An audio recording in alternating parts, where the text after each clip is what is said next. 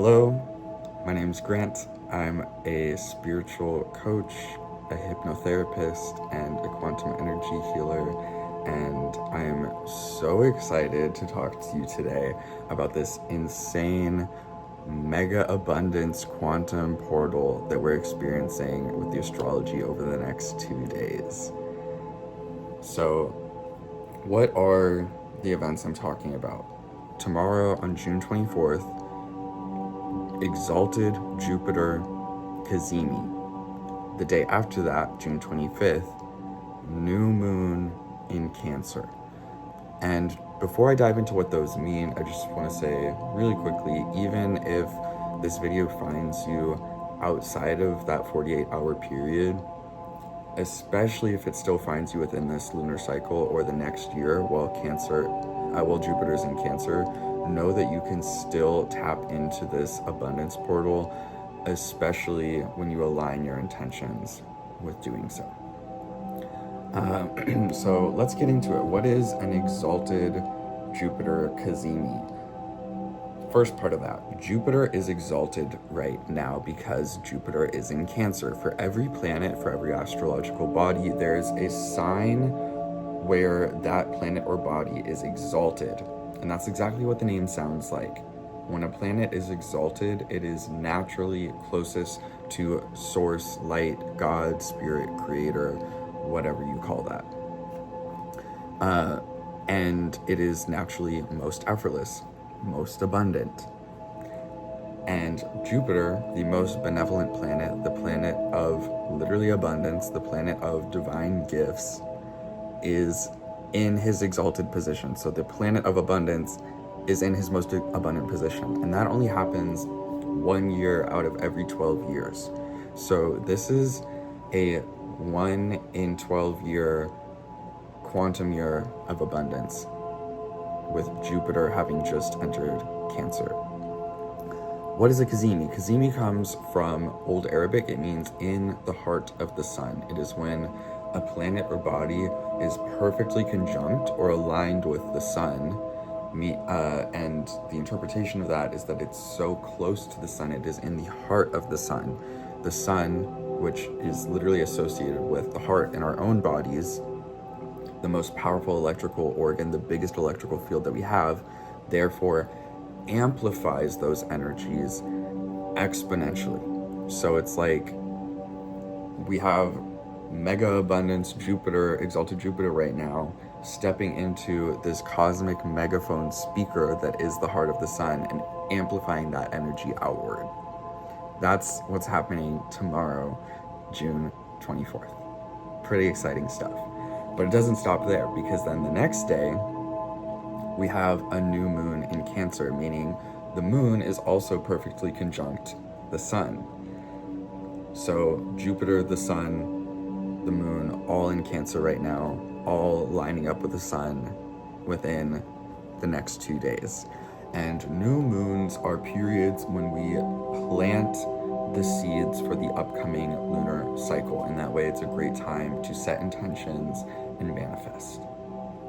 That doesn't mean you hit the ground running and you expect everything to happen right away, but it's recognizing there's a season to plant seeds and there's a later season to reap what you have sown over that lunar cycle. That's the full moon, which will come later. So right now it's just about being gentle, nurturing. That's what Cancer is all about. Cancer is the divine feminine energy, the divine mother god figure of nourishing, nurturing, caring, building suitable environments that support life, building the home, caring for yourself, caring for others, being cozy. These are all defining characteristics of Cancer, and that's the sign that Jupiter, the sun, and the moon are all in right now.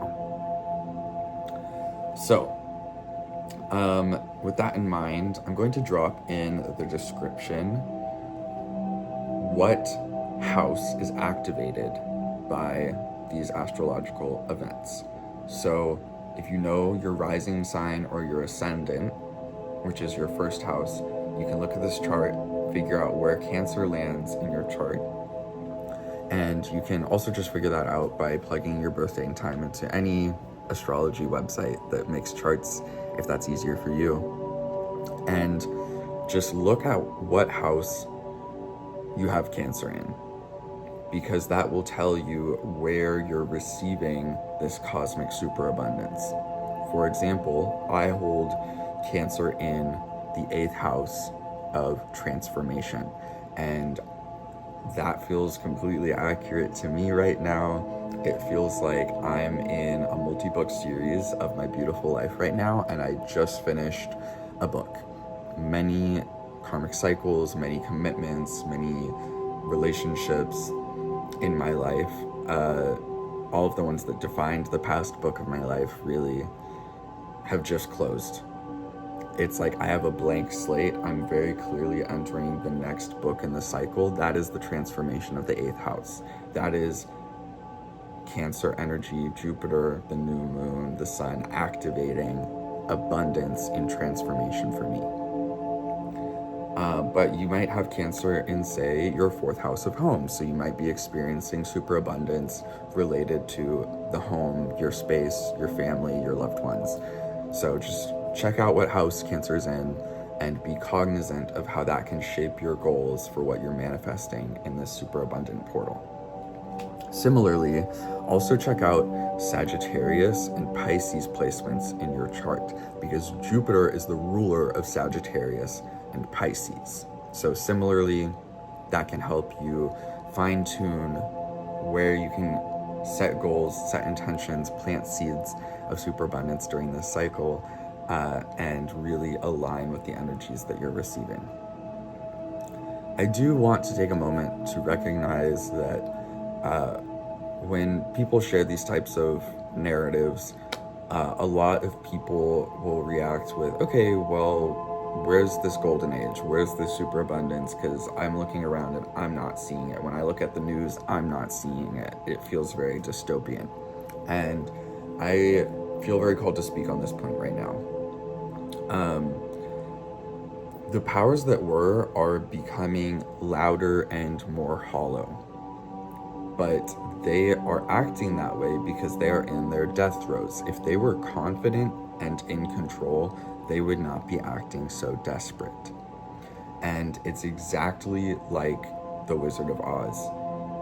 The Wizard of Oz has no power. The Wizard of Oz only has the power that you give him because you believe he has power. He needs to harness your power. That's exactly how the powers and systems that were operate. And we are in the great moment of pulling back that curtain and seeing that the Wizard of Oz is a scrawny little pathetic man who doesn't have any power over us. That is the great awakening we're experiencing right now. That is the end and collapse of those systems. That's what they're so afraid of. That's why they're acting so desperate.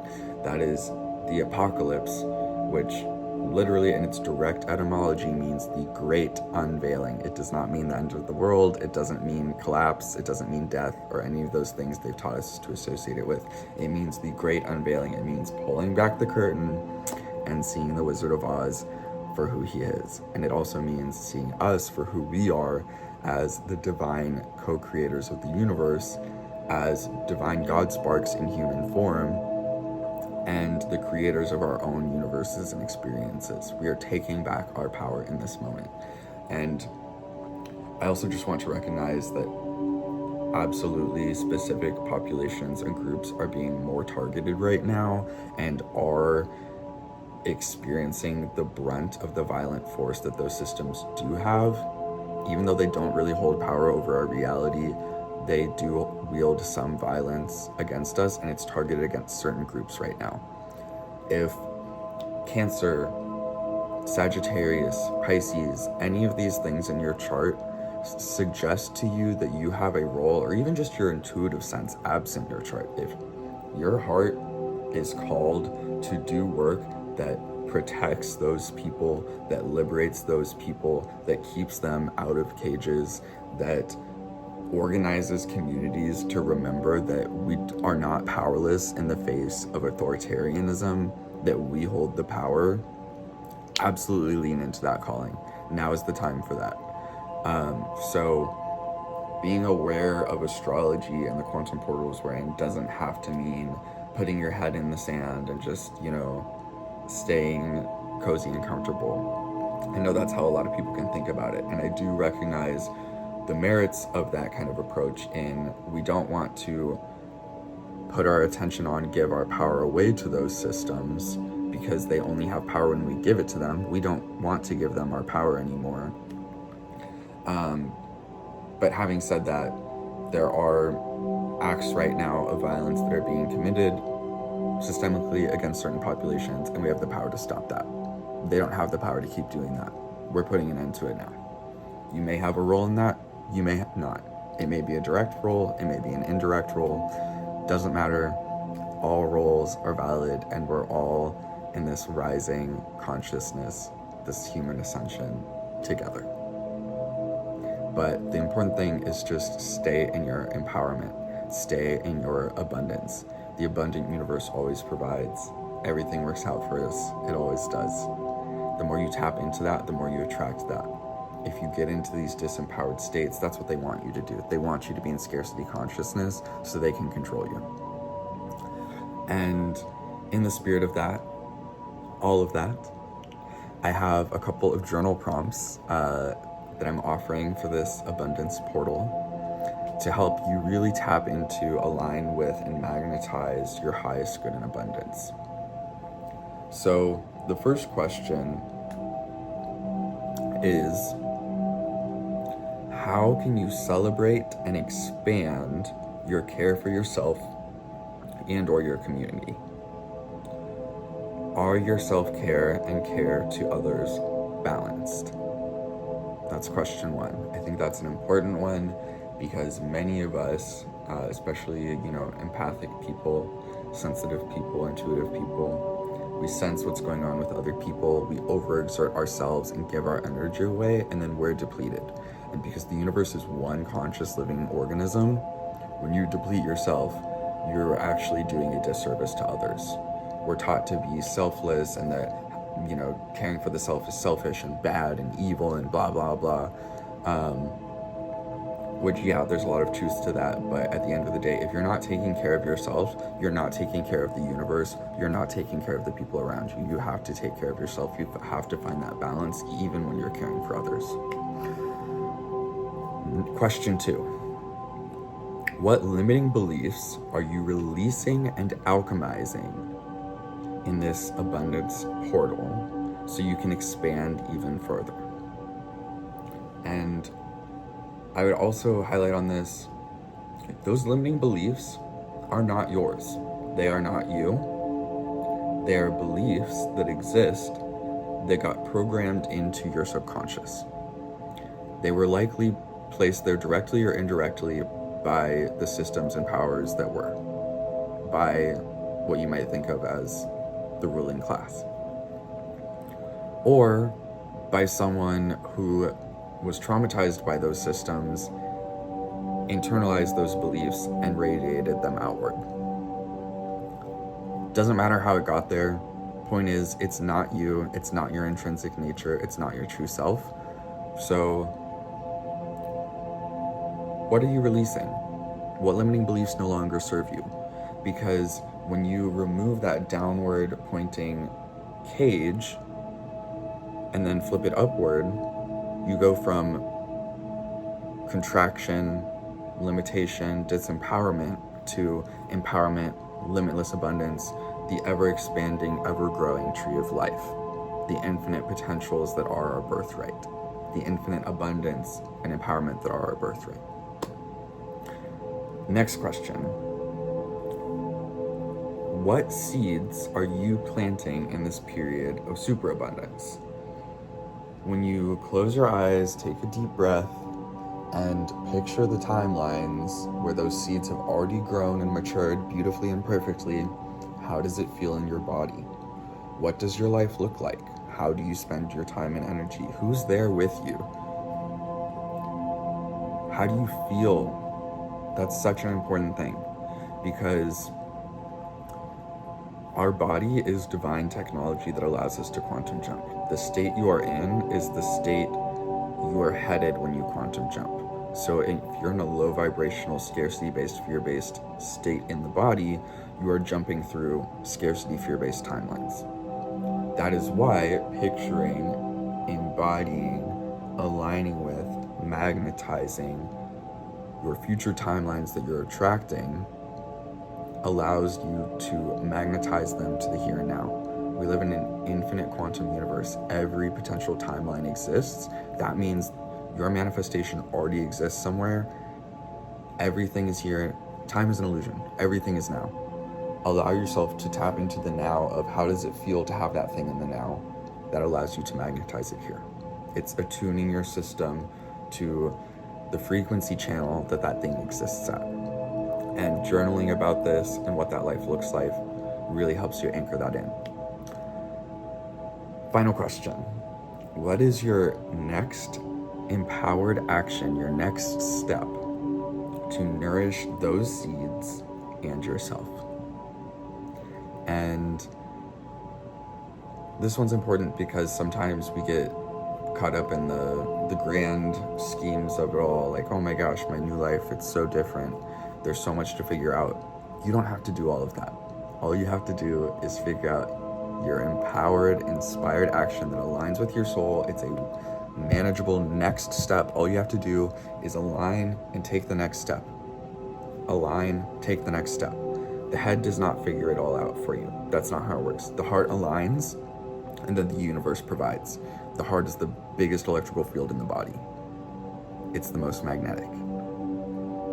So just take it one step at a time, and the universe will meet you halfway. If you feel called, feel free to discuss these journaling prompts with a friend, a community of aligned folks, if that resonates more than writing them out.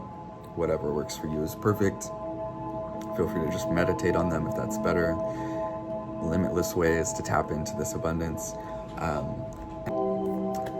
And as always, I'm dropping my website below if you have any interest in booking a one-on-one appointment for hypnosis to clear and rewrite, alchemize some of these limiting beliefs, or spiritual coaching. I offer those services on my website. It's a joy and an honor to work with clients. Thank you for being here. Feel free to drop a comment. Let me know what seeds you're planting, what house is activated with this abundance portal, or what intentions you're setting for this time. So much love. So grateful to experience this abundance with you.